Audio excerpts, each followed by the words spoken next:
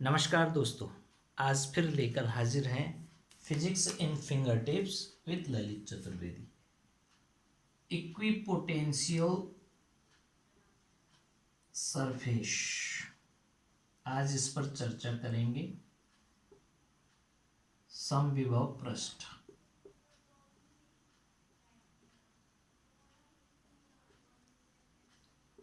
और E तथा V में रिलेशन।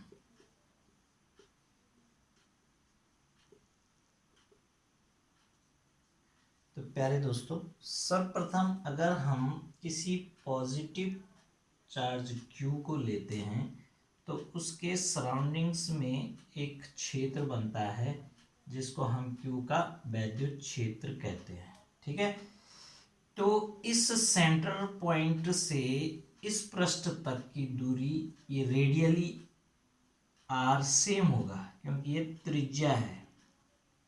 इस सरफेस, इस गोले की क्या है, ये त्रिज्या। अब सपोज हमने एक पॉइंट ए लिया और एक पॉइंट बी लिया। अब इस पॉइंट ए पर पोटेंशियल कितना बनेगा, 1/4πε0 Q/r। और पॉइंट बी पर बन जाएगा VV is equal to 1/4πε0 Q/rv। अगर इस पॉइंट से इस पॉइंट तक ले जाने में हम पोटेंशियल डिफरेंस देखेंगे VA/VB, तो यहाँ पर RA बराबर R है और यहाँ पर RB बराबर भी R है क्योंकि सेम डिस्टेंसेस हैं दोनों पॉइंट्स की। तो नेट पोटेंशियल क्या आ जाएगा, 0। यानी W, अगर यहाँ पर हमारा Q0 आवेश रहता है, इस Q0 को यहाँ से यहाँ पर लाते हम तो W/Q0 क्या आ जाता हमारा, 0, बिकॉज VB माइनस VA होता और उसका मान 0 है। तो वर्क डन क्या हो गया, 0। तो एक ऐसा पृष्ठ है ये जिस पे पोटेंशियल समान है, विभव समान है, इसलिए इस वाले पृष्ठ को हम इस आवेश के परिप्रेक्ष्य में क्या कहेंगे, इसका समविभव पृष्ठ। क्लियर हो गया। अब समविभव पृष्ठ बिंदु आवेश के लिए इस तरह से होता है, गोलीय होता है, और जो लीनियर होता है आवेश उसके लिए समविभव पृष्ठ इसके पथ में जो इलेक्ट्रिक लाइन ऑफ फोर्स है इसकी डायरेक्शन में अगर अभिलंबवत एक तल रहते हैं, जैसे ये लाइन है और इसमें परपेंडिकुलर एक तल रख दिया, तो इलेक्ट्रिक फील्ड या फोर्स की वेक्टर आउटवर्ड डायरेक्शन में है, तो इसका एरियल वेक्टर भी आउटवर्ड डायरेक्शन में, बट सरफेस जो है इन लाइन के अभिलंबवत है। और इस पृष्ठ पर यहाँ पर कहो, चाहे तुम यहाँ पर कहो या यहाँ पर कहो, पोटेंशियल सेम होगा यहाँ जो रखा हुआ आवेश है इसके लिए। तो ये पृष्ठ समविभव हो गया। फिर इसके बाद ये वाला पृष्ठ, इन सभी बिंदु, इस पृष्ठ के सभी बिंदुओं पर विभव समान होगा। तो एक बिंदु से दूसरे बिंदु तक किसी आवेश चार्ज को, यानी पॉजिटिव टेस्ट चार्ज को एक बिंदु से दूसरे बिंदु तक ले जाने में कार्य क्या आता, हमेशा समविभव पृष्ठ का वर्क डन इक्वल टू 0। तो ये बात आती है समविभव पृष्ठ की, हम समझ गए कि समविभव पृष्ठ क्या है। अब आता है बात कि एक समविभव पृष्ठ से दूसरे समविभव पृष्ठ में जाने पर स्थितियां क्या बनती हैं। ध्यान से समझिएगा, और बहुत इंटरेस्टिंग है कि माना एक आवेश चार्ज Q है और उसका एक समविभव पृष्ठ ये है, उसके क्वाइट क्लोजर एक दूसरा समविभव पृष्ठ ये है। अब माना इसमें ये electric line of force outward direction में काम कर रही है, यहाँ पर इसके लिए बिंदु A है और यहाँ पर एक बिंदु B है, और A और B के बीच में ये डायरेक्शनल जो डायरेक्शन है R की, वो इस डायरेक्शन में है, और वैद्युत क्षेत्र की डायरेक्शन कुछ इस तरह है। ठीक, अब क्या हुआ कि माना ये डायरेक्शन से थीटा कोण पर है, ठीक है, तो इससे इसकी ओर डिस्प्लेसमेंट छोटा सा है dr। किसको ले गए हम? Q नॉट चार्ज को A से दूसरे पृष्ठ बिंदु B पे इस R की डायरेक्शन में ले गए। ध्यान से समझिएगा, ठीक। इसको यहां से यहां ले जाने में हमने क्या किया? एक स्मॉल वर्क डन किया। किसके अगेंस्ट? क्योंकि इलेक्ट्रिक फील्ड ये था, Q के कारण Q नोट पर बल इस दिशा में लग रहा था, तो इसके अगेंस्ट, इसके विरुद्ध में इस पर हमने एक एक्सटर्नल वर्क डन लगाया और उसकी पोजीशन इस ए पोजीशन से उस पोजीशन तक ले जाने में small work done on per unit charge equal to VA minus VB in direction. तो इसको हम क्या कह सकते हैं? डीवी, डिफरेंस इन पोटेंशियल कह सकते हैं। बट हम किसके विरुद्ध काम कर रहे हैं? ई के विरुद्ध, इसलिए इस पर क्या होता है? Minus work done. तो W is equal to minus Q nought dV हम समझ सकते हैं।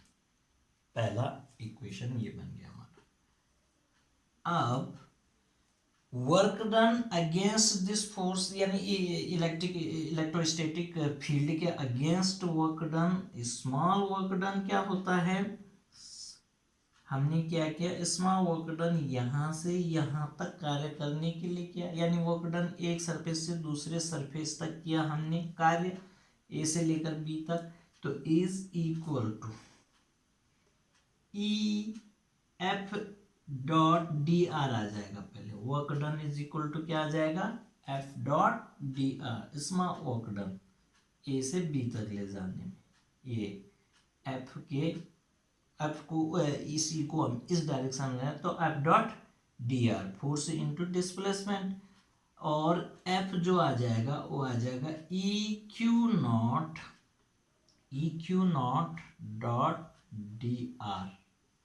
अब E में Q नॉट तो आगे बाहर, E डॉट डी आर को बोल देंगे हम E D R cos theta, dot product कर दे क्योंकि E को R की डायरेक्शन में लाए, डी आर की डायरेक्शन में लाए, तो E D R cos theta.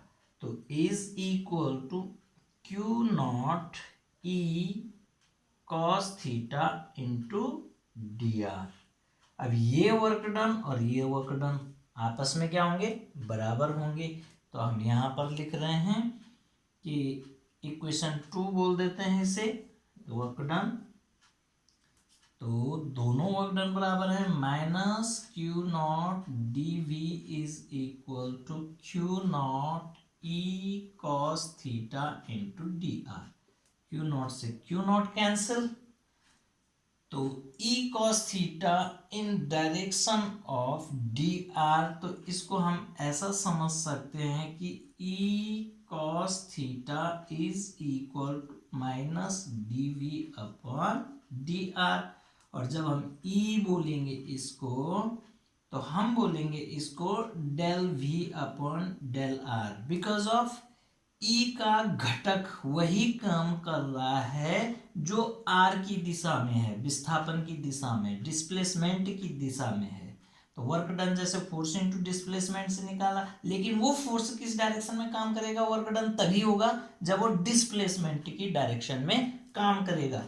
इसलिए हमने यहाँ पर पार्शियल डेरिवेशन लिया। सपोज कि E कोई वेक्टर है, उसका एक्स एक्सिस, वाई एक्सिस और जेड एक्सिस में हम ई एक्स की बात करेंगे तो del V upon del X हो जाएगा एक्स डायरेक्शन के लिए, क्योंकि ई डायरेक्शनल काम कर रहा है। ई वाई क्या हो जाएगा? Del V upon del Y, और ई जेड क्या हो जाएगा? Del V upon del Z. Clear है? तो यहाँ पर इसको हम सिंपली जो बोल सकते हैं कि E is equal to minus dV upon D R. अब जो ये नया टर्म आया, विशेषकर ये dV अपॉन डी आर, इसको बोलते हैं हम change in potential with respect to displacement. Change in potential with respect to displacement is known as potential gradient. Potential gradient, grad potential भी बोलते हैं इसको, ग्रेड वी। हायर क्लासेस में आप इसको क्लास बीएससी में जब पढ़ेंगे तो ग्रेड वी के नाम से जानेंगे। तो यहाँ पर आप ग्रेडियंट को समझिएगा, ठीक है, कि change in potential in displacement, per unit displacement में जितना चेंज आता है potential, per unit displacement change में जितना पोटेंशियल डिफरेंस आता है, दैट इज पोटेंशियल ग्रेडियंट। तो from here D V is equal to minus E D R भी कह सकते हैं। अब D V is equal to minus E dot D R भी कह सकते हैं। तो जब हम सिर्फ पोटेंशियल की बात करेंगे तो विभव कैसी राशि बनेगी, dot product of E dot D R. और ध्यान रहे कि ये जो लेंथ ले रखी है यहाँ पे, ये छोटी सी टेंजेंशियल लाइन, इस पर हम ई का घटक लाए ई कॉस थीटा के रूप में, तो इस पर लंबवत पड़ रहा है, बिकॉज कॉस 90 वर्क डन कितना आया था,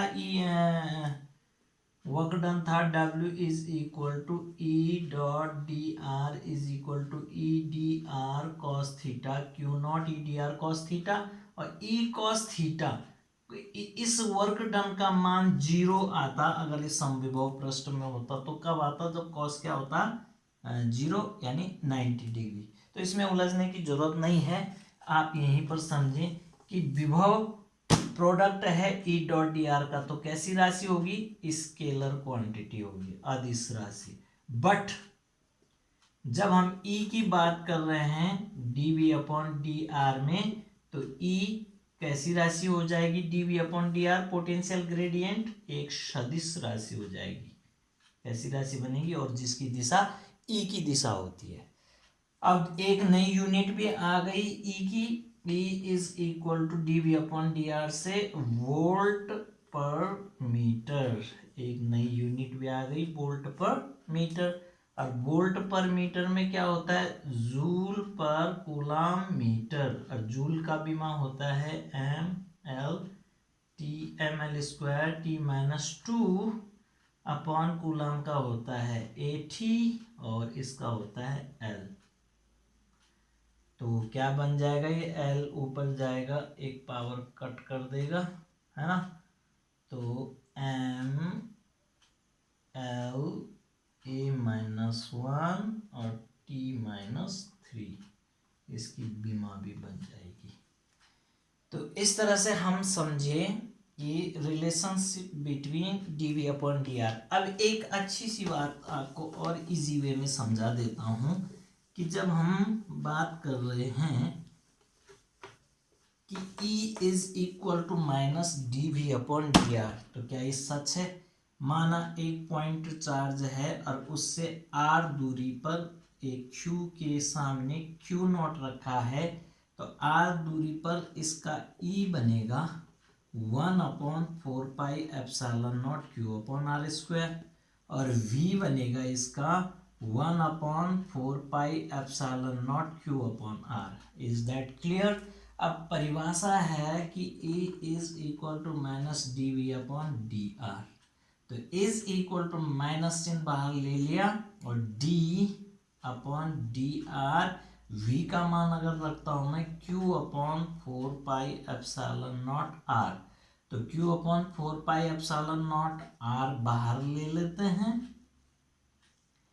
और 1 अपॉन डी आर और r ऊपर जाके -1, और d upon d x of x की power n is equal to n x minus 1 होता है, तो ये -1 और -2 हो जाएगा। और इसकी पहले से माइनस थी, तो minus minus minus q upon 4πε0 -1 into 1/r की पावर -2 को मैं r स्क्वायर कर देता हूँ, तो माइनस और माइनस क्या हो जाएंगे, प्लस।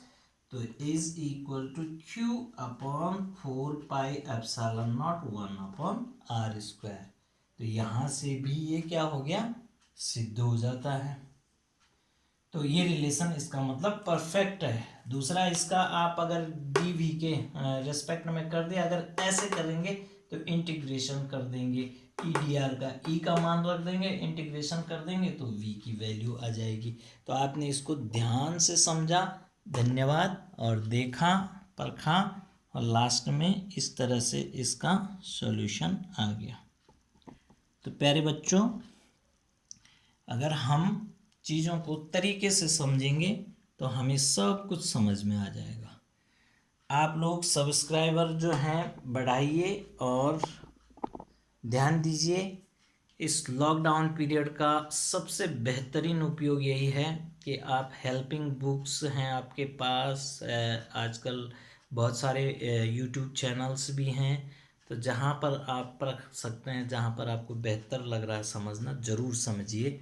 और लॉकडाउन के इस छुट्टियों को मत समझिए, बल्कि हार्ड वर्क करने का सोचिए। ये आपके सेल्फ स्टडी का सबसे बेहतरीन समय होगा। आप जो है इंटरनेट से बहुत सारी चीज़ें देख सकते हैं। आप थोड़ा सा इस यूट्यूब अगर आपको पसंद आता है मैसेज कीजिए। और एक चीज़ और लिख देता हूँ मैं यहाँ पे आज, मेरा नंबर है 7409384284। अगर आपको कहीं पर किसी टॉपिक को समझने में दिक्कत आ रही हैं तो आप कॉल कीजिएगा, हम आपको इसमें मैसेज डाल दीजिएगा। अगर कहीं पर ज़रूरत पड़ी दोबारा बनाने की तो हम दोबारा भी बना सकते हैं आपके लिए वीडियो। तो ध्यान रखिएगा अपना, और घर पे रहिएगा, स्वस्थ रहिएगा, सुरक्षित रहिएगा, और यूट्यूब चैनल का आनंद लीजिएगा। फिजिक्स इज़ वेरी इजी, अगर आप इंटरेस्टिंग तरीके से पढ़ेंगे तो बहुत बेस्ट सब्जेक्ट है, none of any subject like physics. Okay, thank you. Subscribe करिए, शेयर कीजिए, और ज़्यादा से ज़्यादा मात्रा में देखिए, हर चैनल को देखिए, मैं तो ये कहता हूँ। और ख़ुद आपको लगेगा कि सब चीज़ कॉन्सेप्ट क्लियर हो जाएगी जब बहुत सारे लोगों को आप देखेंगे। Thank you.